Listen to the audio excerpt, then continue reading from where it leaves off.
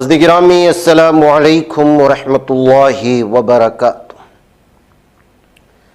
سیدھی بات کے تازہ ترین پرائم ٹائم میں آپ لوگوں کا استقبال ہے۔ ناظرین گرامی، میں انصار عزیز ندوی اس وقت آپ لوگوں کے سامنے دن بھر سے آئی ہوئی کچھ اہم ترین خبروں پر تبصرے لے کر کے حاضر ہوا۔ تفصیلات میں جاؤں اس سے پہلے آپ لوگوں سے جو درخواست ہوتی ہے اس پر توجہ کرنے کی اپیل کروں گا۔ ناظرین گرامی، مسلمانوں کے خلاف بی جے پی کس حد تک جا سکتی ہے اور اپنی گری ہوئی سوچ اور سطحیت کو کہاں تک پہنچا سکتی ہے، اس کا اندازہ آپ اس ویڈیو سے بھی لگا سکتے ہیں، اس خبر سے بھی جو اس وقت آپ کے سامنے پیش کیا جائے گا۔ اس سے پہلے بھی لگاتار آفیشیلی طور پر آسام کی حکومت ہو یا بہت ساری حکومتیں اس طرح سے مسلمانوں کو دہشت گرد ثابت کرنے کی کوشش کر چکے ہیں۔ بھارتیہ جنتا پارٹی نے مسلم دشمنی کی انتہا کر دی اور اس بھگوا پارٹی نے ہفتے کے روز ٹی وی سیریل تارک مہتا کا الٹا چشمہ کے کلپ کا استعمال کرتے ہوئے مسلمانوں کے خلاف انتہائی متنازع و اشتعال انگیز حرکت کی۔ اس زعفرانی ہندوتوا مسلم دشمن پارٹی نے ایکس پر ویڈیو پوسٹ کرتے ہوئے کیپشن میں لکھا گیا کہ ہندوستان میں دہشت گردی کا حملہ، اس دوران کانگریس اور بائیں بازو جماعتی کی جانب سے کہا جاتا ہے کہ اس میں دہشت گردوں کا قصور نہیں۔ ویڈیو میں جس شخص پر دہشت گرد ہونے کا لیبل لگایا گیا اسے عبدل کہہ کر مخاطب کیا جا رہا ہے۔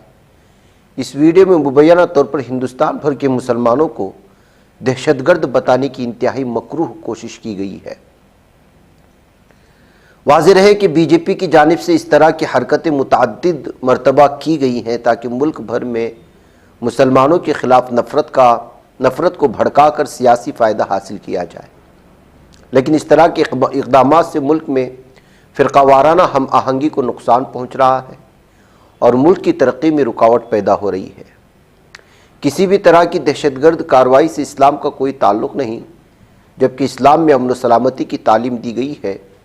یہ سارا کچھ جانتی بھی ہے بی جے پی۔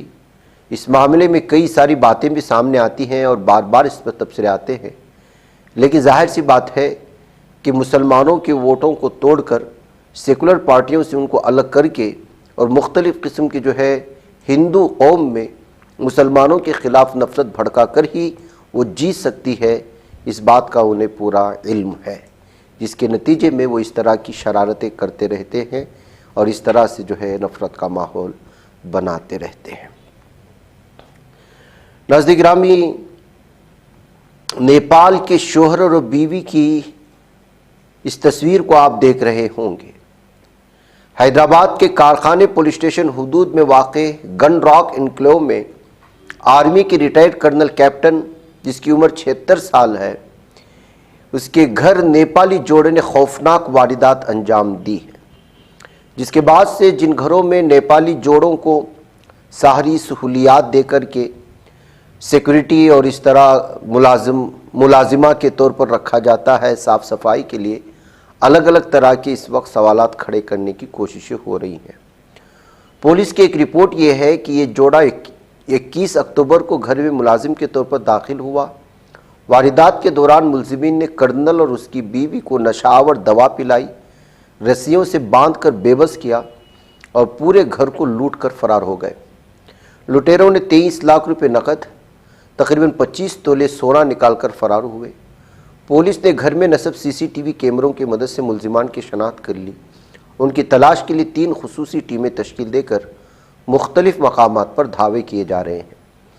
پولیس کا کہنا ہے کہ ملزمین نیپالی گینگ سے تعلق رکھتے ہیں اور واردات کے فوراً بعد شہر سے فرار ہوئے۔ تحقیقات جاری ہے اور پولیس نے کہا کہ نیپالی جوڑے کو جلد گرفتار کر لیا جائے گا۔ تو ناظرین گرامی، اس طرح کی جب واردات آتی ہے، ظاہر سی بات ہے کہ بڑے بڑے شہروں میں اور بالخصوص ہمارے بنگلور میں بھی یہ دیکھا گیا ہے کہ اکثر بڑی بڑی بلڈنگوں میں نیپال سے تعلق رکھنے والے جوڑوں کو جو سیکورٹی کے لیے اور ملازمہ وغیرہ کے طور پر رکھا جاتا ہے۔ یہ کبھی کبھی اس طرح کے معاملے پیش آتے ہیں تو پھر بازار میں الگ الگ طرح کی باتیں بننے شروع ہو جاتی ہیں۔ تلنگانہ کے کریم نگر کے مضافاتی علاقے واویلا پلی گاؤں میں ایک دل دہلا دینے والا واقعہ پیش آیا۔ ناظرین گرامی، جہاں یومیہ مزدوری کرنے والا ایک باپ سنگ دل قصائی بن بیٹھا۔ مقامی اطلاعات کے مطابق ملزم ملیشین مزدوری اور حمالی کے ذریعے اپنے گھر کا خرچ چلاتا تھا، جبکہ اس کے 2 بچے بیٹی ارچنا اور بیٹا اشرت پیدائشی معذوری اور ذہنی کمزوری کا شکار تھے۔ پولیس کے مطابق نامعلومات وجوہات کی بنا پر ملیشیم نے ہفتے کے روز اپنے ہی بچوں کو ہلاک کرنے کا منصوبہ بنایا۔ اس درندگی میں بیٹی ارچنا موقع پر ہی دم توڑ گئی، جبکہ بیٹے اشرت کو بھی قتل کرنے کی کوشش جاری تھی کہ اتنے میں گھر والوں نے شور سن کر مداخلت کی اور بچے کی جان بچا لی۔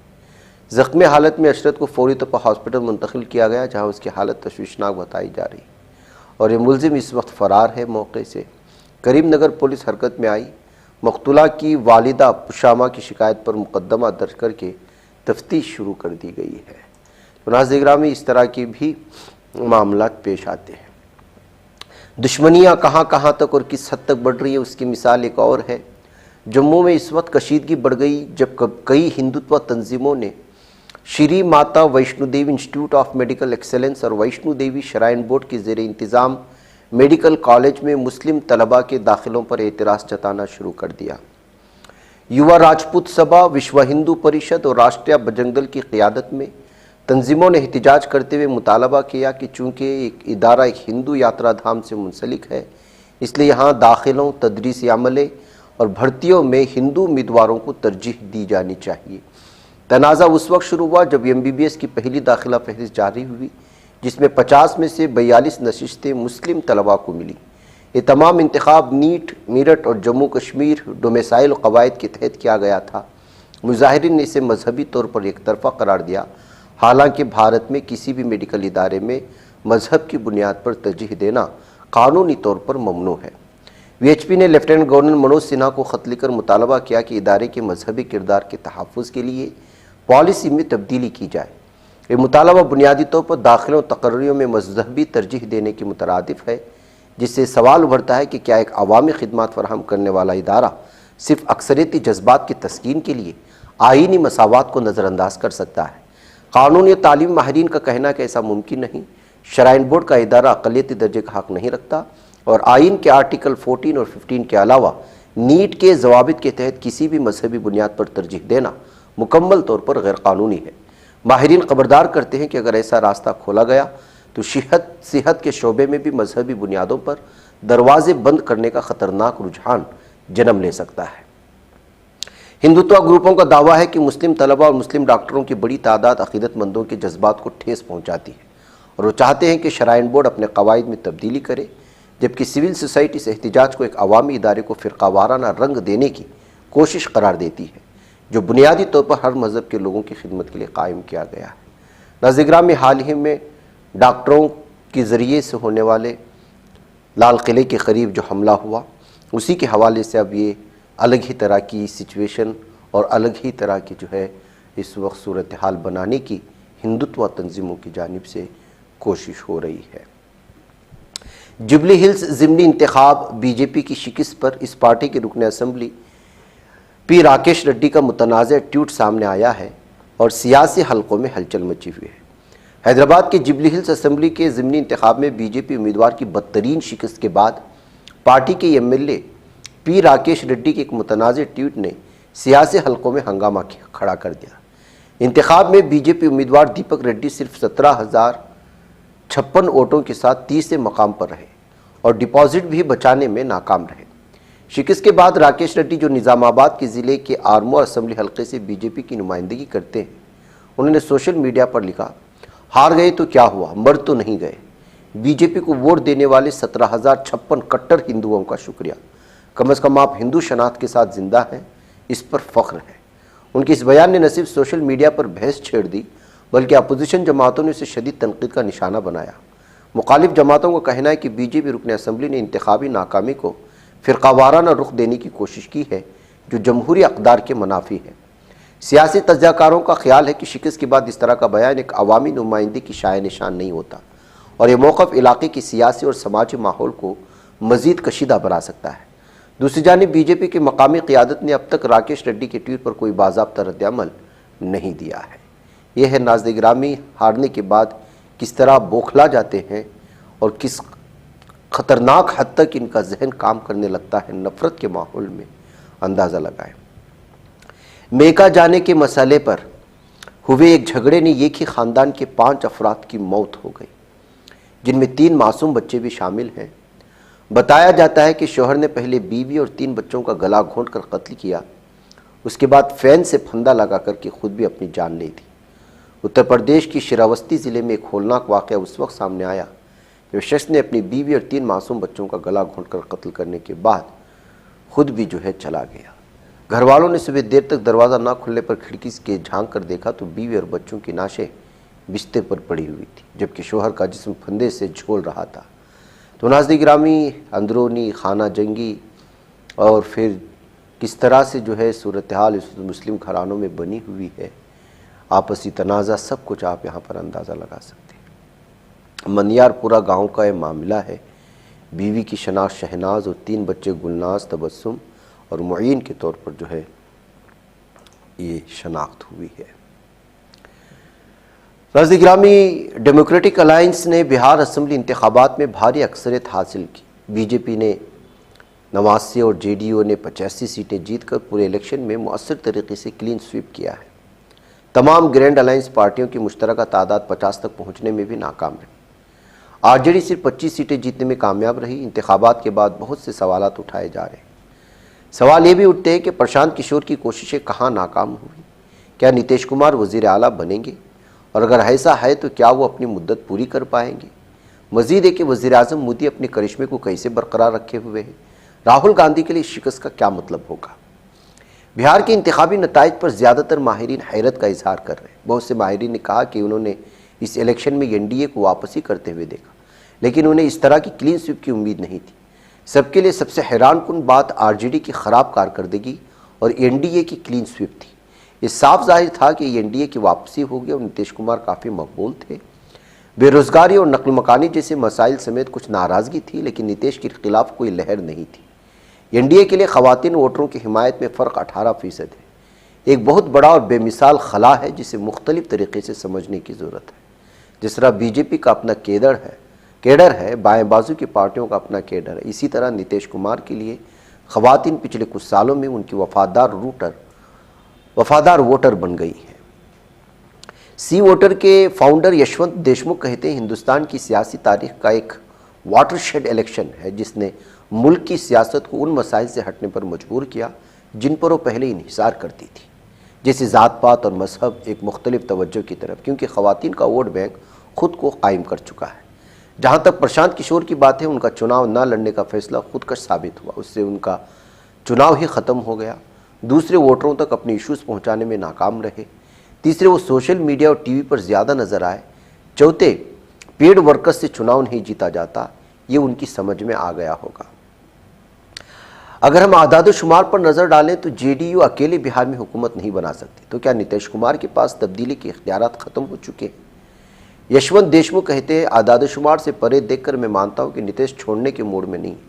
ہر کوئی اپنے آخری میعاد میں اچھی وراثت چھوڑنا چاہتا ہے۔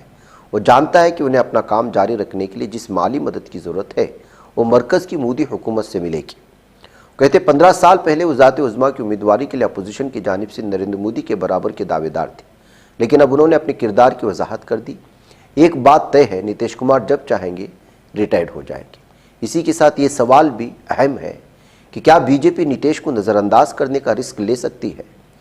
جواب ہے نہیں۔ اس کی وجہ ہے، جہاں تک بی جے پی کا تعلق ہے، وہ نتیش کی شبیہ کو سمجھتی ہے اور نتیش کے عہدہ چھوڑنے کے بعد اس تصویر کو اپنے ساتھ لے جائے گی۔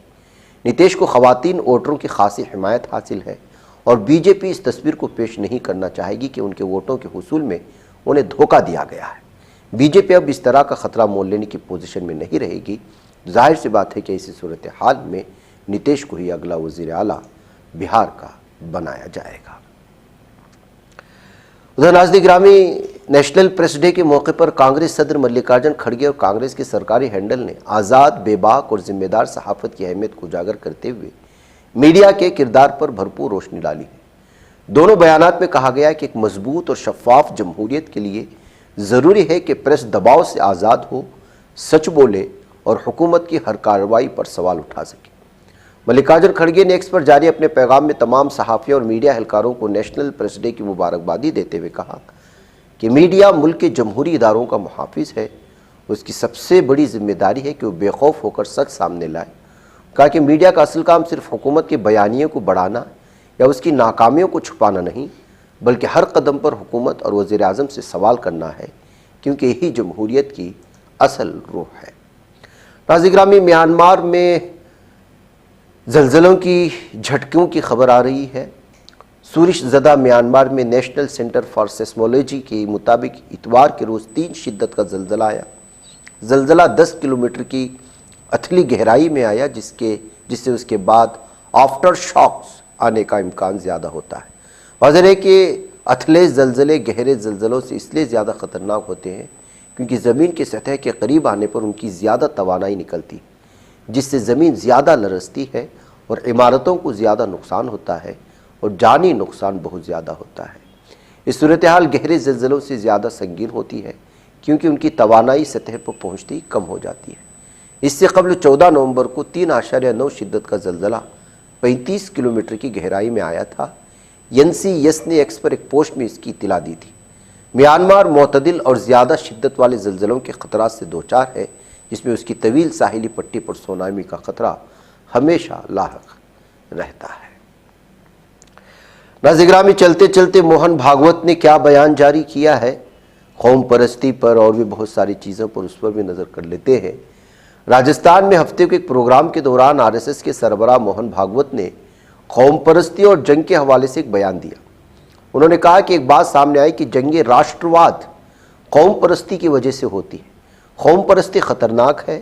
دونوں عالمی جنگیں قوم پرستی کے عروج کی وجہ سے ہوئی، لہٰذا بین الاقوامیت کے بارے میں بات کریں۔ انہوں نے کہا جہاں بین الاقوامیت کی بہت باتیں کی جاتی ہیں، وہیں اس پر بات کرنے والے پہلے اپنے راشٹر کے مفادات کا تحفظ کرتے ہیں۔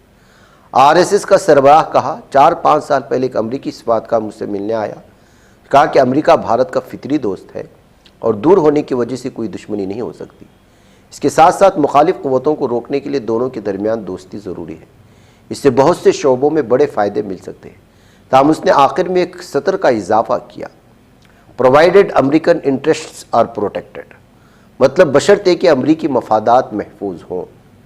موہن بھاگوت نے کہا کہ صرف طاقتور ہی اپنی بقا کی جدوجہد کر رہے ہیں اور دوسرے اس سے کچل رہے ہیں۔